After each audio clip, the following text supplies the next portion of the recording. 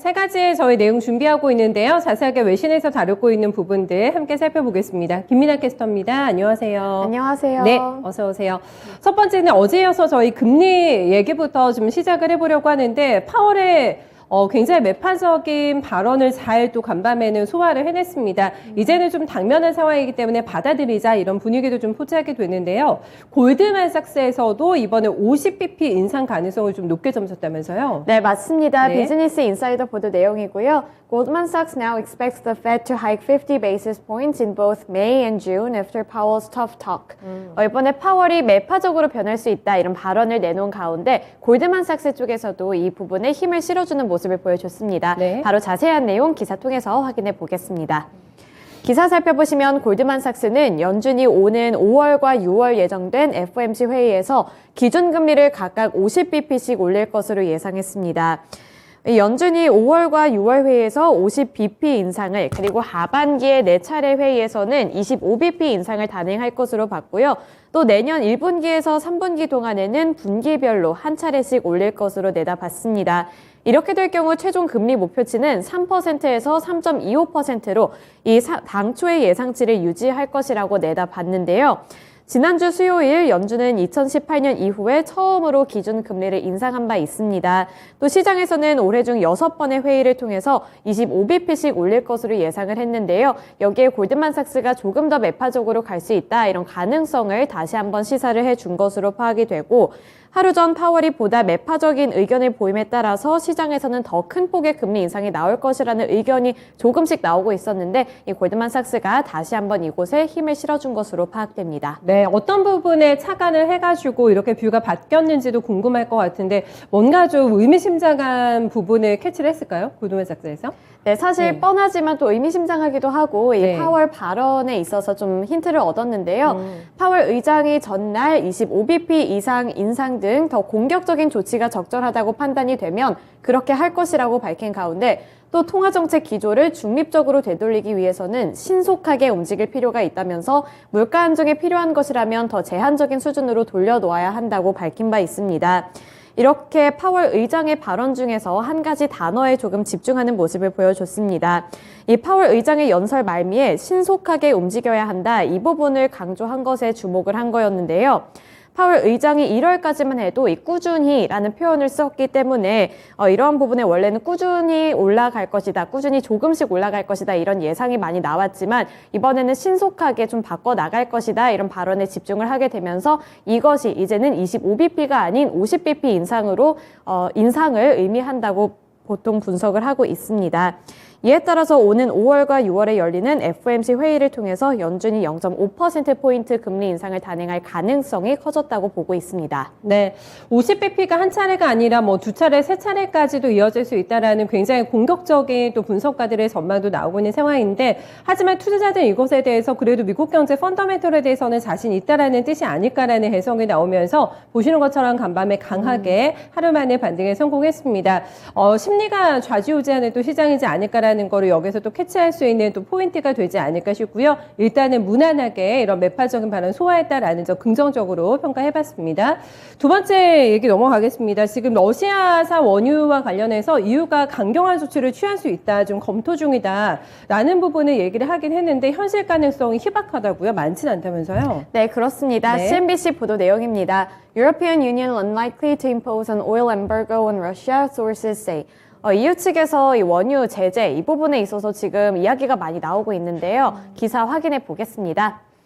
유럽연합 EU가 러시아산 원유에 대한 수입 금지를 취하지 않을 것으로 보인다고 외신들이 보도했습니다. 유럽연합이 당장 러시아의 원유에 대한 금수 조치를 취할 가능성은 크지 않다고 외신들은 분석을 하고 있는 상황인데요. 이 소식통에 따르면 EU의 소수 국가만이 이 원유 금수 조치에 찬성을 하고 있다고 봤습니다. 대체적으로 이렇게 조금 이야기가 나오고 있는 상황이지만 여기에 합의를 하고 찬성을 하고 있는 국가는 그렇게 생각보다 많지 않다는 것을 의미하고 있고요. 또 다른 소식통에 따르면 이 원유 금수 조치에 대한 논의는 이어지고 있지만 푸틴 대통령이 더 극악한 행동을 단행하지 않는다는 전제하에 이번 주에 관련된 결정은 내려지지 않을 것이라고 말했습니다. 이 러시아와 우크라이나 간의 전쟁이 내일로 한 달째를 맞게 되는데요. 이게 생각보다 지속이 되고 있고 교착 상태에 빠지고 있는 만큼 전쟁이 또 언제 끝날지 모르고 있는 상황입니다. 이렇게 전쟁의 장기화로 세계 경제의 불확실성이 더 커지고 있는 가운데 이 EU 측에서도 지금 고민이 상당히 깊어지고 있는 것으로 보입니다. 네, 유럽연합 내에서도 각국의 이해관계가 상당히 다를 겁니다. 그래서 네. 이 반대 의견도 만만치가 않은 상황이라고 하는데 그래서 조금 어렵지 않을까라는 전망이 대두가 되고 있는 상황인 것 같습니다. 그렇다고 완전히 가능성이 없다 이렇게 저희가 네. 치부할 수는 또 없을 것 같은데 어떨까요? 네, 아직 결정된 것은 아니고 네. 이제 혹시 모르게 이렇게 에너지 제재 카드를 언제 꺼낼 수 있을지 그렇죠. 네, 그런 가능성에 대한 설명도 있었는데요. 보시면 다만 소식통들은 푸틴 대통령이 생화학 무기 등을 활용할 경우에는 EU가 에너지 제재 카드를 꺼내들 수 있다고 전했습니다. 만약 러시아가 화학 무기를 이용하기 시작한다면 그것은 다른 상황이라면서 제재 테이블에서 제외되는 옵션은 아무것도 없을 것이라고 말했는데요. 이렇게 만약에 러시아 측에서 생화학 무기를 사용하게 될 경우에는 EU 측에서도 좀 강하게 나올 가능성이 많이 있습니다. 또 이것뿐만 아니라 지금 미국에서 가하고 있는 압박도 상당한 것으로 상당한 것도 분석이 되는데요. 이 바이든 대통령은 전날 푸틴이 생화학 무기 사용을 고려하고 있다는 징후가 명확하다면서 이 러시아산 원유와 가스 그리고 에너지 등에 대한 전격적인 수입 금지 조치를 발표했습니다. 또 이 부분에 있어서 함께 동맹국들과 함께 좀 강한 제재에 나설 것이다 이런 발언도 있었던 만큼 EU가 받는 압박감도 상당할 것으로 보이고요. 또 백악관 쪽에서는 그동안 유럽으로 에너지 수출을 늘리기 위해서 에너지 생산국과 협의를 해왔다면서 이와 관련한 지원책이 발표될 수 있는 상황이라고 밝혔습니다. 이렇게 미국 쪽에서는 이렇게 상당한 좀 계획을 갖고 있고 또 EU도 EU 나름만의 이런 좀 이해관계가 좀 얽혀있기 때문에요. 앞으로의 변동성은 더 커질 수 있다는 분석도 나오고 있는 상황입니다. 네, 또 그 사이에 껴있는 게 이제 사우디아라비아를 비롯한 유펙 플러스라고 할 수가 있겠는데 네. 단기적으로 유가가 올라가는 거는 우리 탓이 아니다. 증산할 의지가 없는데라고 사우디아라비아 측에서는 또 간밤에 밝히기도 했습니다. 하지만 이제 중요한 포인트는 생화학 무기가 될 것 같네요. 만약에 네. 이 최악의 상황까지 러시아가 공격을 단행하게 된다면은 유럽도 뭐 피해가 만만치 않겠습니다만은 원유 수입을 금지할 수도 있다라는 초강수 둘 수 있다고 하는데요. 최악의 상황으로 치닫지 않기를 일단 좀 바라보면서 국제 정세 함께 확인해봐야 되겠습니다. 다음은 지금 가장 고민되시는 게 인플레는 직면이 그렇죠. 된 상황입니다. 여기에서 내가 어떻게 포트를 꾸려야 하지만 수익이 날 수 있는가라는 고민들 매일 하시잖아요. 인플레 강한 주식에 대한 조언이 나왔다면서요. 네, CNBC 보도 내용입니다. Kroger is a safety stock that can withstand inflation, Jim Cramer says. CNBC 짐 크레머가 추천해주신 주식 내용 살펴보겠습니다. CNBC 매드머니 진행자 짐 크레머는 인플레이션을 견딜 수 있는 안전한 주식으로 대형 식료품 유통업체인 크로거를 꼽았습니다. 크레머는 미국은 수십 년 만에 최악의 인플레이션을 겪는 중이라면서 이는 크로거를 제외한 모든 산업에 좋지 않은 소식이라고 말했습니다. 이 크로거가 인플레이션을 잘 이겨내고 있을 뿐만 아니라 총 마진 또한 확장세를 보이고 있다고 말했는데요. 크레머는 연준이 만약에 더 공격적으로 긴축을 진행을 할 경우 또 경기 침체가 발생을 하더라도 크로거는 주식적으로 더 매력을 갖고 있다고 분석했습니다. 크레머는 크로거야말로 자산 관리자들이 경제 둔화를 진짜로 걱정할 때 보유하려는 주식이라면서 상당한 매력을 갖고 있다고 거듭 강조를 했고요.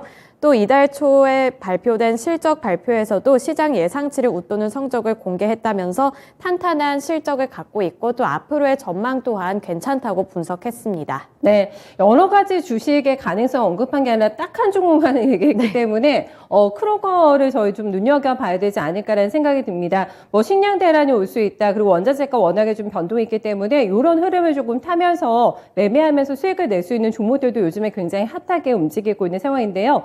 굉장히 뭐 탄탄하다, 네, 안전하다라는 평가가 나왔다고 하네요. 네, 이 종목의 추세까지 함께 점검해봐야 될 것 같습니다. 여기까지 볼게요. 수고 많으셨습니다.